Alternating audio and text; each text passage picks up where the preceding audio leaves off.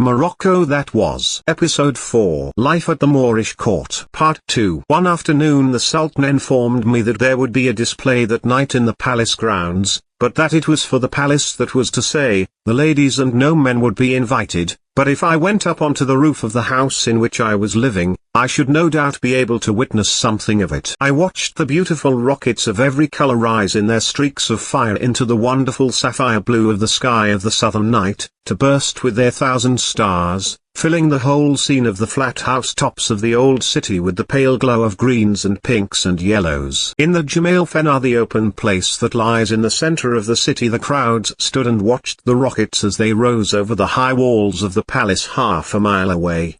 The next day the Sultan asked me what I had thought of the display. I spoke of its beauty, and hinted at its waste. I mentioned the crowd in the square. What did the people say? Asked the Sultan. I didn't hear much, I replied, but on several occasions someone would cry out, "There goes another $1,000 of our money." Moulay Abdulaziz had expected to hear his own praises sung for having presented the brilliant spectacle to the people of his city, and my answer surprised him. It was, however, not without effect, or perhaps he was growing tired of colored fires, for there was a great diminution in these displays, although the professional exhibitor remained for some time later at the palace. Throughout the many months that I spent at the Moorish court, I always felt that a catastrophe must eventually happen. The Sultan was evidently being led upon the road to ruin, and near him as I was, all my efforts to persuade him of the fact were in vain. On more than one occasion, particularly towards the end of 1902, I implored him, in language which he smilingly told me no one has ever ventured to address to him before, to pull himself up in time. He was kind, thanked me for being so outspoken, and continued his pro-European proclivities and his extravagances. He at that time dismissed the greater number of his European employees, leaving only his doctor, an engineer or two, and anyone who had been in his father's employ, and ceased spending his money. The whole future of Morocco might have been changed. His afternoons in Marrakesh were given up to play. More than once, always accompanied by Menabi, the Minister of War, and some of his European employees, we rode in the immense wilderness of gardens of the Agdal Palace. At the edge of a great square tank we would dismount, and sometimes went for a row in one of the various boats that he kept there. On one occasion His Majesty and his minister rowed very badly indeed, while I, the only other occupant of the boat, steered. The Sultan, who rowed bow, caught several crabs, and splashed poor Menabi all over. The Minister of War rowed about 100 short strokes to the minute, whilst the Sultan, struggling with his oars, rowed about 10 extremely long ones. But both were hugely delighted with the performance, and our spirits were of the highest. We are both boatmen, and you are the passenger. We are crossing a Moorish ferry, cried the Sultan. Entering into the Sultan's little joke, I replied that they were the worst ferrymen I had ever seen, and that on landing I should complain to the authorities of their incapacity. "Oh, you will you?" replied Moulay Abdulaziz. "Then all I can say is, we won't put you ashore until you pay us. Then I'll stop here." "All right," replied the Sultan, and he promptly began to splash me with all his might and main, though poor Menabi was getting as wet as I was. "Will you pay?" asked His Majesty. "Willingly," I laughed. "How much?" "Half a paise to each, about 4d, answered the Sultan, and they duly pocketed their fee. It was the first time in my life I had tipped a Sultan and a Minister of War. In the autumn of 1902 I was invited to accompany the Royal Progress to the northern capital, Fez. The Sultan's departure from Marrakesh, where he had now been in residence for some 6 years, had been expected earlier in the autumn, but constant delays occurred, and although the imperial tents had been for some time pitched outside the city gates, it was not until late in November that a start was made. Early one morning, surrounded by all the characteristic pomp pertaining to the Sultanate of Morocco, Moulay Abdulaziz left his palace in the southern capital for the first camp of his northward march. There is no necessity to describe day by day the Sultan's progress. The etiquette and formalities of each were almost identical, though the scene was a never-varying one, changing with the nature of the country traversed.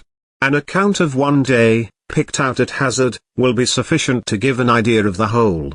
Long before daylight the great camp was astir, and when, soon after 3 a.m. the morning gun was fired, a number of tents had already been struck, horses saddled, and mules and camels packed for the march. In the moonlight and early dawn the scene was one of great beauty, an indistinct medley of white tents, hair silvery in the moonlight, their ruddy with the glow of campfires, whose tall red columns of smoke rose pillar-like into the still air. In and about the tents passed the shadowy forms of men and animals. As if by magic the scene was ever changing, as tent after tent silently fell to the ground, until with the first glow of dawn there remained of the great encampment only the canvas-walled enclosure containing the Sultan's tents, and a plain covered with horsemen and thousands upon thousands of baggage mules and camels. Already the cavalry were massed near the Sultan's enclosure, the horsemen forming an open square, in the center of which, surrounded by the Minister of State, lay a crimson-curtained palanquin with its couch of turquoise blue. From the entrance of the Sultan's tents to the square of cavalry a double line was formed by white-robed, red-capped officials, awaiting His Majesty. A bugle sounds clear in the still atmosphere, and a moment later a great cry rends the air. There is a beating of drums and a sound of trumpets, as a solitary white figure, erect and dignified, walks slowly through the bowing lines of officials, enters the square of horsemen, and seats himself upon the blue divan. Again arises the cry of welcome, as, bending forward, the tribes greet their Sultan with the salutation, "May God prolong the life of our Lord." The sun has risen now, his first rays falling upon the gold-orbed banners, heavy with brocades and silks that wave high above the heads of the cavalry, then upon the wild horsemen themselves, their saddles of brilliant reds and greens, half hidden in the heavy folds of their long white garments, and the scene becomes one of indescribable beauty. One by one the Sultan's tents are struck, and the great canvas-walled enclosure vanishes under the hands of hundreds of skilled tent pitchers. Sometimes His Majesty gives an audience to an official, a local governor of a tribe, who, barefoot, approaches the Sultan, falls upon his knees, and 3 times touches the ground with his forehead, remaining crouched before his lord and master during the few seconds that such audiences last. Again a bugle, and through the line of horsemen run dusky soldiers leading saddled horses, trotting them past the Sultan that he may choose upon the back of which he will perform the day's march. With a slight motion of his hand the choice is made, and the honored steed is led up to the palanquin. Sometimes it is a white, saddled and trapped in turquoise blue, sometimes a grey, decked in rose-colored silks, sometimes a black, his head half hidden in primrose yellow tassels. As the Sultan mounts, the scene becomes for a few minutes one of wild confusion. The banner bearers, the spear bearers, the cavalry, the scarlet and blue mounted infantry, the high officials on their saddle mules, the artillery, even the Sultan himself, seems hopelessly mixed in a struggling crowd. It is only for a very little while, and then from the medley emerges the royal procession, forming into order as it proceeds. The vanguard is formed of an escort of cavalry, headed by the standard-bearers, carrying flags of every hue and color, the poles topped with glittering balls. Next come the artillery, the guns carried upon the backs of mules, and after them a troop of mounted infantry. 2 mounted men, carrying long slender spears, precede the led horses, 5 or 6 of which, trapped in rich silks, always form a feature of the procession. Riding alone is the Grand Master of the ceremonies, a dark man of fine presence, wand of office in hand. Then, after a space of some 40 yards, the Sultan, a solitary white figure on horseback. At his side run negroes, waving long white scarves to keep the dust and the flies off his holy person. Immediately behind His Majesty rides a soldier, bearing aloft, so as to shade the Sultan from the rays of the sun, the imperial parasol of crimson and gold. Third palanquin, borne by sturdy mules, follows, and behind it a long wide line of standard-bearers, the banners rich in gold thread and brocade silks, and the poles of one and all crowned with gilded orbs. Immediately behind the flags ride the viziers and great officers of state, followed by a rabble of smaller officials and soldiers, of black slaves and tribesmen from all over Morocco. There are no roads, and the procession of men and animals spreads widely out over the plains and undulating hills. Often as far as the eye can reach one can trace the great migration stretching from horizon to horizon, a rainbow of color upon the green plains. Sometimes to cross a valley the procession narrows in, to spread out again in the open country beyond, till the whole land is dotted with horsemen and mules, and slow-gaited lumbering camels. Now and again a tribal governor, with his escort of horsemen, comes to salute his sovereign. Drawn up in a long line they await the Sultan's approach. At his approach the governor dismounts from his horse and prostrates himself before his lord, to rise again at a signal from his majesty. Bending low, he approaches and kisses the Sultan's stirrup, then mounts again, and with a hoarse cry of welcome the tribesmen dig their spurs into the flanks of their barbs and gallop pell-mell hither and thither, now singly, now in line, firing their guns the while, until their horses are brought to a sudden standstill in a cloud of smoke and dust.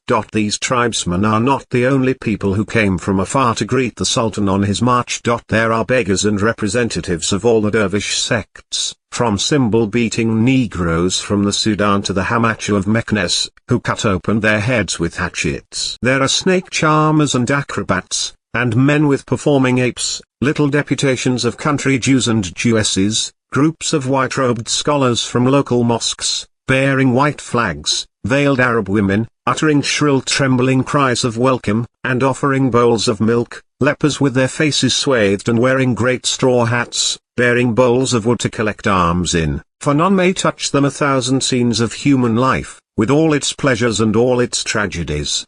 On the 6th day's march one of the largest rivers in Morocco, the Amouribia, had to be forded. Fortunately the autumn rains had not yet fallen, and the river presented no great obstacle to the passage of such a large caravan. Almost the first to ride across was the Sultan, his horse surrounded by Negroes on foot, while a line of expert swimmers were held in readiness, linked hand in hand, stretched from bank to bank. For over 3 hours the procession steadily waded through, and though many a mule fell and many a man and pack were soaked, no serious accidents occurred. It was a scene of wild confusion as the horsemen and laden animals climbed down the steep bank to the water's edge and entered the swiftly flowing river, but in the end all got across in safety, and great were the rejoicings and many the congratulations that night in camp, for it is seldom that a sultan and his vast following have crossed the Amouribia without paying a toll in human lives. Usually a ride of about 4 hours brings the sultan to his next camping ground. A quarter of an hour before reaching the selected spot the bands commence to play, and the tribesmen, the cavalry, and mounted infantry gallop ahead, forming into 2 lines, between which His Majesty rides into a square of horsemen drawn up in the same formation as that of the early morning. The crimson palanquin is quickly unharnessed, the blue divan arranged, and Mulai Abdulaziz seats himself in solitary state to await the pitching of his encampment. No tent might be raised in the camp until the gilded globe which surmounts the Sultan's principal tent is in position, but it required only very short time for the skilled tent pitchers to pitch the great mass of canvas crowned with its glittering orb. It is a signal to the rest of the camp, and almost as if growing from the ground arose the white canvas town. There was no confusion, no noise. Everyone knew the right position to pitch in, and the whole system worked without a hitch. Probably the Moors are alone in the pitching of these great camps. It seems a hereditary trait in their characters. Sultan after sultan, ever since the Empire of Morocco first came under the dominion of the Arabs, had travelled in exactly the same manner as that in which Mulai Abdulaziz was making the journey from Marrakesh to Rabat. In no detail had it changed. The very shape and decoration of the tents had never varied, and to such an extent had conservatism been maintained, the Sultan told the writer, that, so far from travelling with all the luxury that one could imagine, he was forbidden by the unwritten laws of tradition to cover the floor of his state tent, except for 3 small carpets. The rest of the floor space must consist of the soil of the country, and this, on the day which His Majesty narrated the fact, was perhaps 4 inches deep in almost liquid black mud. Outside his tent he may lay down straw or matting, or any covering he may please, but within there must be nothing. The Sultan's principal tent once up, the tent pitchers turned their attention to the remainder of his camp, consisting of some half-dozen large marquees, the whole an acre perhaps of ground being enclosed with a 9-feet wall of white canvas, decorated in patterns of dark blue. This private encampment of His Majesty formed the centre of the camp, which stretched away on all sides, often for nearly half a mile in every direction. At the outer extremity were pitched the tents of the infantry, so close to one another that entrance and exit to the camp was only possible at certain intervals, where spaces were left for the purpose. The greatest interest naturally attached to the immediate surroundings of the Sultan's tents.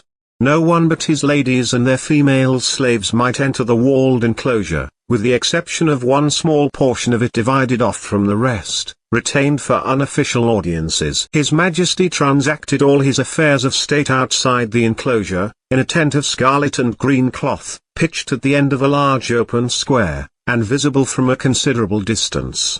Here before the eyes of the public His Majesty received his ministers, attended to his correspondence, and sealed official documents. Near this tent, known as the Siwan, were two large marquees, one used as a mosque, the other the office of the viziers. In this quarter, too, were the offices of the other ministers of state and high officials. Behind these were the private encampments of the more important personages, often consisting of several very large tents leading to one another by covered passages of canvas. Directly opposite, on the farther side of the Sultan's enclosure, were the royal stables, where a quantity of fine barbs were tethered, their number constantly being added to by the presents brought to His Majesty by the tribal governors. As soon as his tents were ready, the Sultan remounted his horse, and amidst the playing of bands and the shouts of the tribesmen, rode into the seclusion of his private camp. It was generally not long after His Majesty's disappearance from view that a long line of white-robed and veiled women, mounted upon mules, passed silently amongst the tents and entered the royal precincts. As they filed through the camp every man turned his head away from the mysterious white procession. Usually the whole camp was pitched by midday, and not long after that hour the neighborhood of the government quarters became astir with life. The white-robed viziers sought their offices, while soldiers kept order amongst the throng of people that were always crowding near the tent doors awaiting audiences with the ministers of state.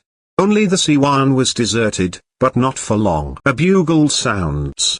There is a hurrying to and fro of officials and soldiers, and again the cry, "God prolong the life of our Lord," is heard, and the solitary white figure, round whom all this great camp revolves, is seen slowly entering under the shadow of the tent of scarlet and green. His Majesty usually gave some 2 or 3 hours a day to the consideration of affairs of state, though, on the occasions on which the great caravan did not travel and no journey was made, a considerably longer period was put aside for public business. Meanwhile, in another quarter of the camp, provisions and fodder were being distributed to the vast concourse of people who follow His Majesty upon these royal progresses. Yet, in spite of the fact that some 30,000 persons and probably 20,000 horses and mules had to be fed, the commissariat worked without a hitch, and food and fodder were supplied in an incredibly short period of time to all those who had a right to receive it.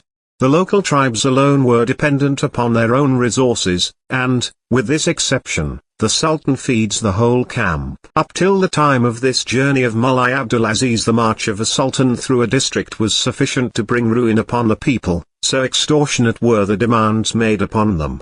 But he would have none of this, and most of the provisioning was paid for, not by local taxation, but from the imperial treasury, and His Majesty showed throughout solicitude for the welfare of his subjects. He allowed them to approach him, and listened attentively to their complaints against the local officials.